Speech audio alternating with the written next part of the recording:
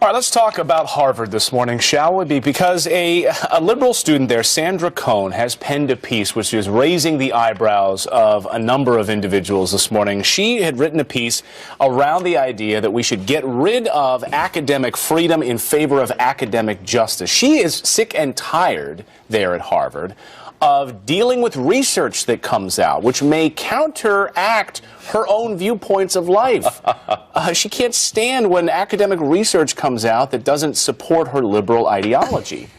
Yeah, she's a senior there, and the title of this piece is "The Doctrine of Academic Freedom. Let's give up on academic freedom in favor of justice." She's a women's studies and gender equality and that type of advocate as well. Well, if our university community opposes racism, here's what she says: sexism and heterosexism, why should we put up with research that counters our goals simply in the name of academic freedom? Instead, I would like to propose a more rigorous standard, one of academic justice. When an academic community observes research promoting or justifying oppression, it should ensure that this research does not continue. In other words, the truth, when it's inconvenient, should be squelched. There's a name for this. It's called fascism.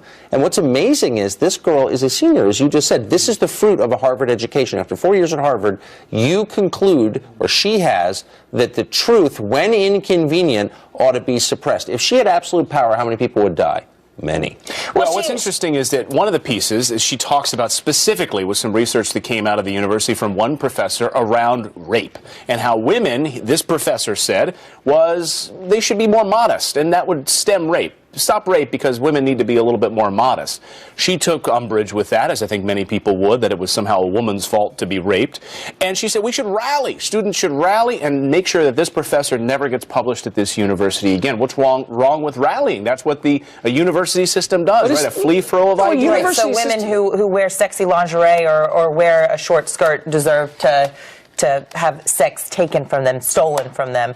Doesn't make any sense. But I will say one thing. The way that she opens this piece is about a Harvard professor back in the 1970s who writes a piece called IQ. He gets a lot of backlash for it because he says that IQ is based on hereditary almost entirely, and it varies by race in particular. And there was backlash about it, and that's something that should be.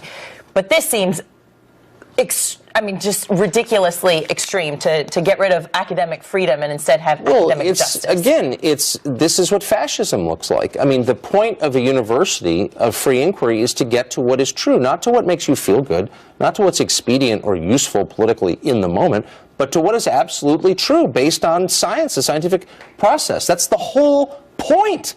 Right. And so she's basically not just attacking things that she doesn't like politically, she's attacking the very notion of a liberal education.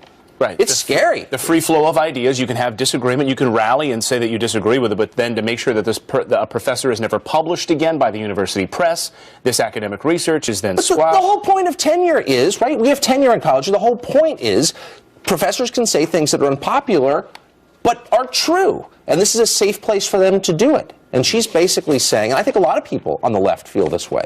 Let us know what you think about this. Friends at FoxNews.com. Go to our Facebook page as well. FF Weekend over there.